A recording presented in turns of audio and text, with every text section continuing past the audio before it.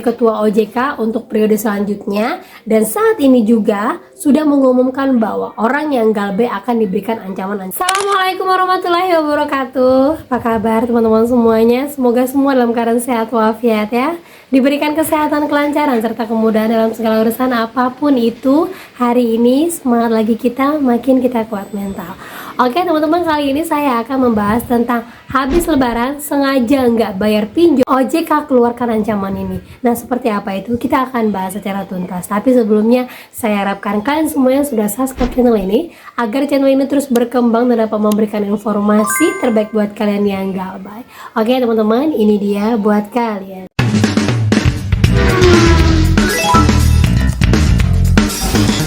Oke teman-teman, sebelumnya saya mau bahas dulu ya buat pertanyaan dari teman-teman yang ada di vlog YouTube saya, yang mana ini bisa jadi juga pertanyaan kalian. Nah seperti ini, Mbak Desi mau jawab pakai VT. Kalau sudah galbay 8 bulanan kurang potensi, masih datangin DC lapangan nggak kak?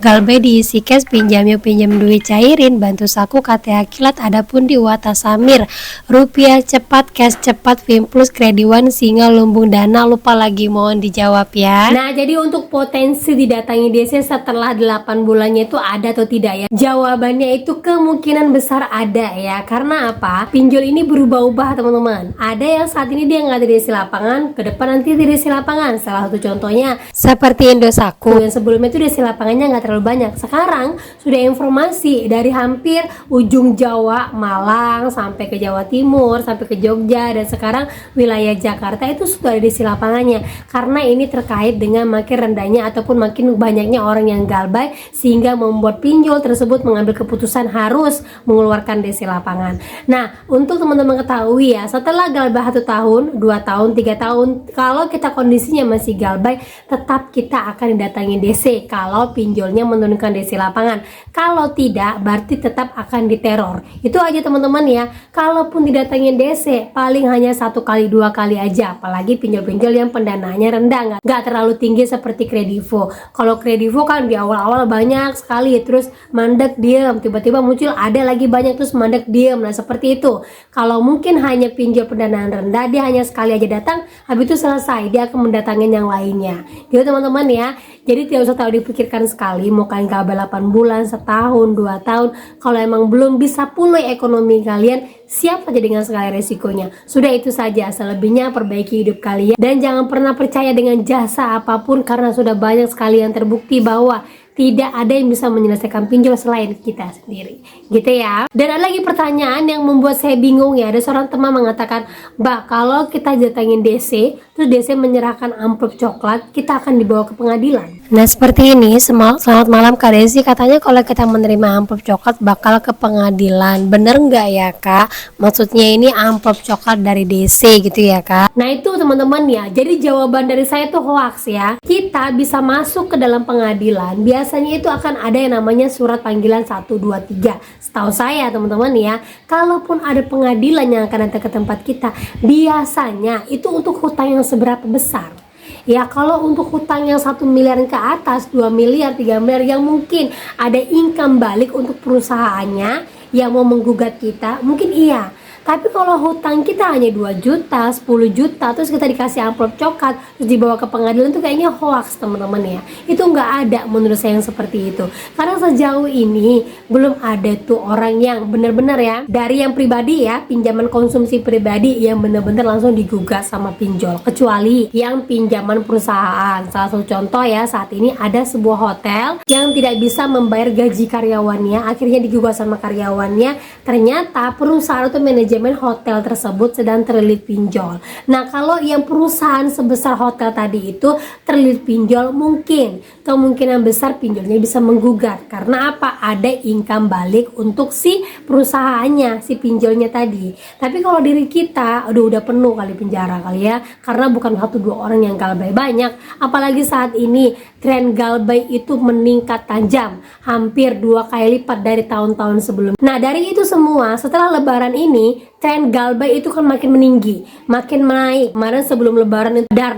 banyak sekali tawaran sana sini, undangan sana sini, bahkan nomor telepon saya sampai mau sholat id pun masih juga diteleponin sama pinjol. Nah itulah pinjol, dan sekarang pinjol kena batunya. Ketika setelah selesai lebaran meningkatnya lagi orang yang galbay, akhirnya sekarang OJK turun tangan, dimana saat ini ketua OJK baru saja dilantik, dan sebagai penggantinya adalah Ibu Frederica atau yang biasa dipanggil Ibu Kiki yang akan menjabat sebagai ketua OJK untuk periode selanjutnya. Dan saat ini juga sudah mengumumkan bahwa orang yang galbay akan diberikan ancaman-ancaman seperti ini. Nah, di sini Ibu Kiki meminta untuk semua penyelenggara Pindar dilarang memfasilitasi pendanaan kepada penerima dana yang telah menerima pembiayaan dari 3 penyelenggara Pindar termasuk dari penyelenggara itu sendiri, alias pinjol-pinjol dilarang memberikan limit kepada nasabah-nasabah yang sudah menerima lebih dari 3 pinjol, termasuk dari pinjol yang mereka ajukan di satu pinjol. Ditambah lagi resiko terberat yang akan diterima oleh nasabah, yaitu OJK telah menetapkan bahwa mulai tanggal 31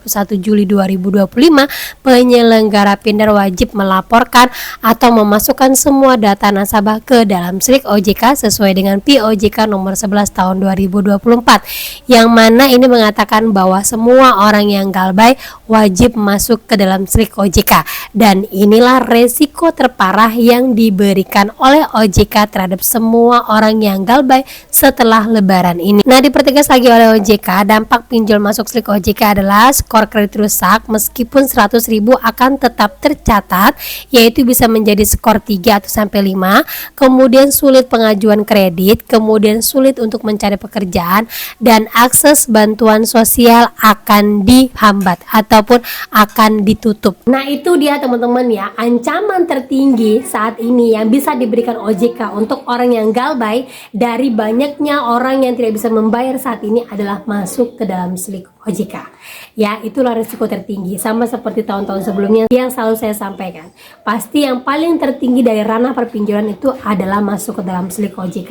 Nah, masuk ke dalam slik OJK itu efeknya mungkin adalah tidak bisa mengambil KPR, itu pun tergantung. Ada juga kok yang bisa, kemudian tidak bisa minjam ke bank, itu pun tergantung lagi. Ada juga kok yang banyak lolos. Kemudian lagi sanksi sosialnya bagi yang pendapatannya rendah atau tergolong masyarakat miskin tidak akan mendapatkan bantuan sosial. Nah, kalau yang ini saya katakan iya.